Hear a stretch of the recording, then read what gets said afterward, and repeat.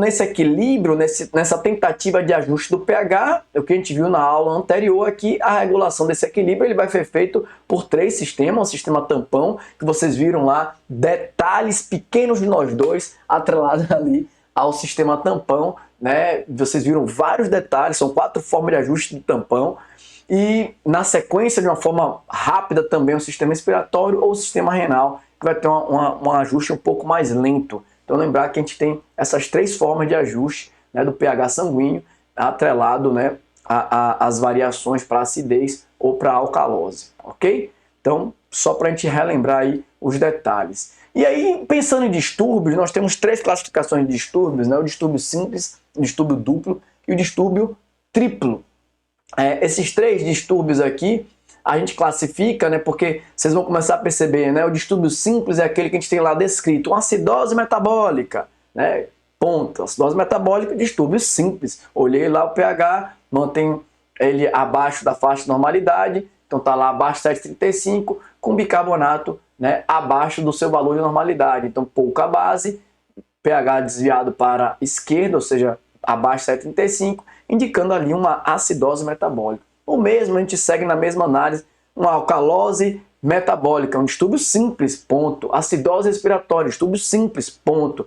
Né? Sendo ela aguda ou crônica. Alcalose respiratória, aguda ou crônica, distúrbio simples. pH desviou, acompanhou juntamente com o PCO2 ou o bicarbonato, ok? Daí a gente tem um outro distúrbio que é chamado distúrbio duplo. Esse distúrbio duplo ele pode ser um distúrbio, por exemplo, um distúrbio misto. O indivíduo tem lá uma acidose respiratória associada a uma acidose metabólica, ou seja, nos 2 casos, né, tanto o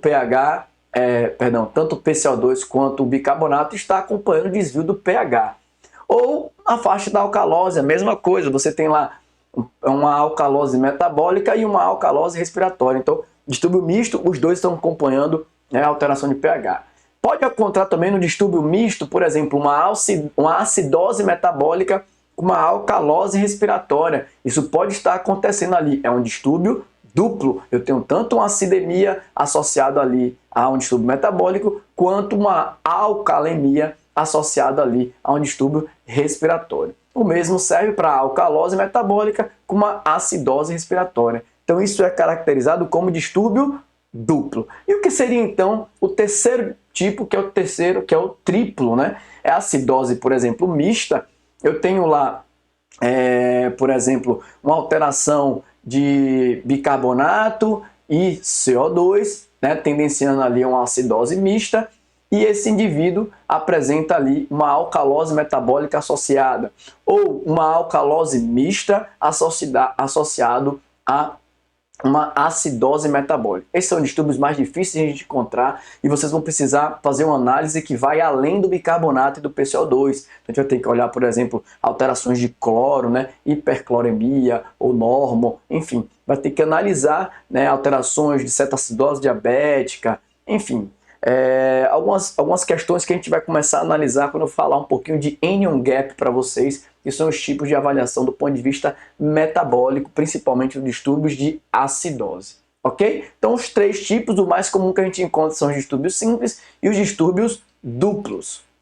Pois bem, então faixas de normalidade. O que a gente tem de valor normal? Tá? A literatura traz ali o pH entre 7,35 a 7,45, uma PO2, isso vai depender um pouco da literatura, leva em consideração a curva de dissociação da oxihemoglobina, né? A gente tem ali, ó, entre 60 e 80, algumas literaturas traz até 100 milímetros de mercúrio de pressão de O2. Pensando em PCO2, isso aqui é unânime na literatura, 35 a 45, tendo cravado ali no meio, né, a faixa mediana ali de 40 de PCO2, e o bicarbonato entre 22 a 28, cravando ali no meio em torno de 24, ok?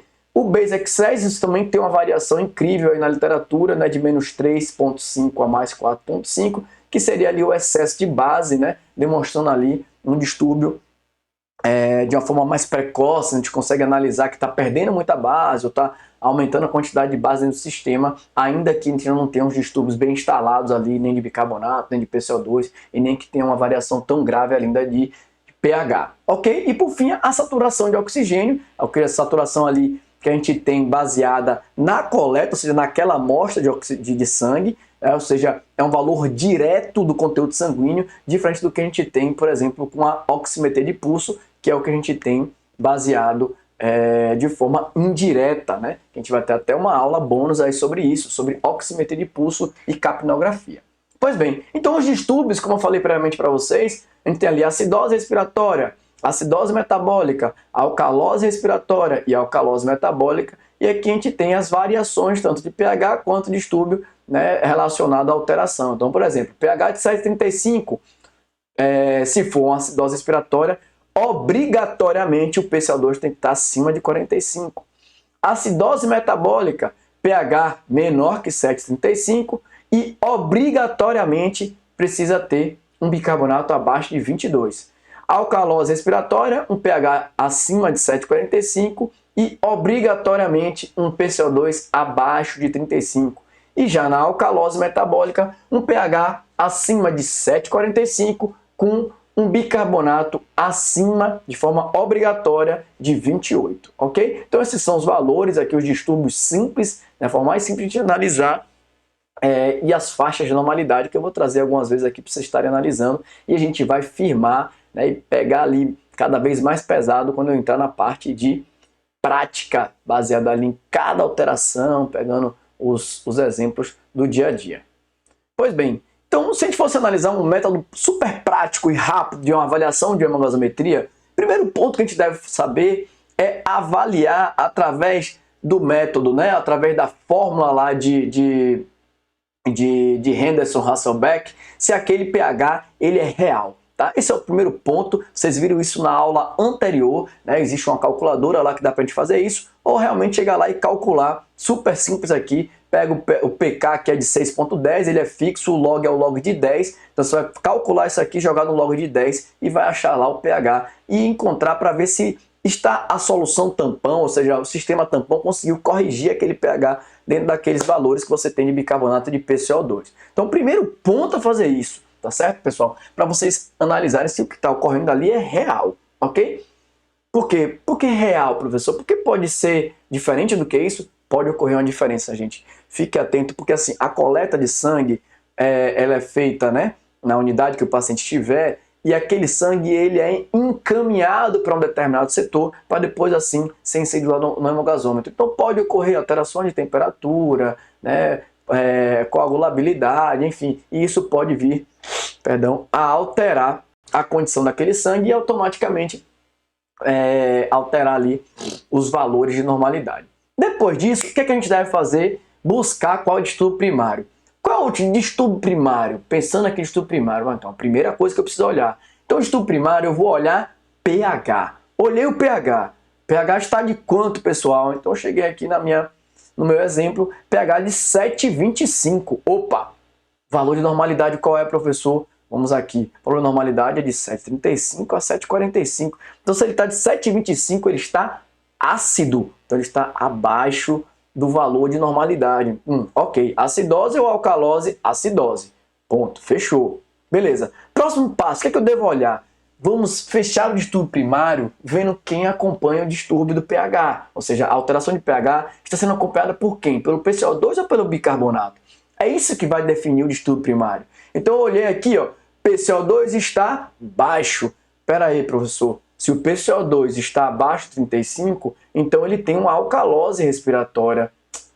Mas não tem alcalose aqui, tem? O pH ele está ácido. Então se ele está ácido, alguém tem que estar ácido. Se o PCO2 ele está baixo, então o distúrbio não pode ser respiratório. Esse distúrbio ele tem que ser metabólico. E aí quando a gente analisa aqui, um bicarbonato, o HCO3 de 10,7. Valor de normalidade 22 a 28. Quando você analisou lá 10,7, opa, bicarbonato é base, está abaixo de 22, então o sistema está ficando ácido porque ele está perdendo base. Automaticamente a gente, ó, ácido aqui. Então quem é o distúrbio primário? Uma acidose metabólica, distúrbio simples?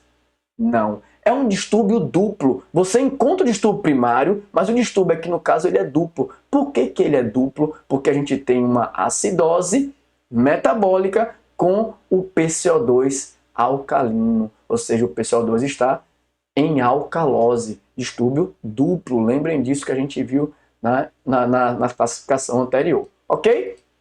Então, seguindo.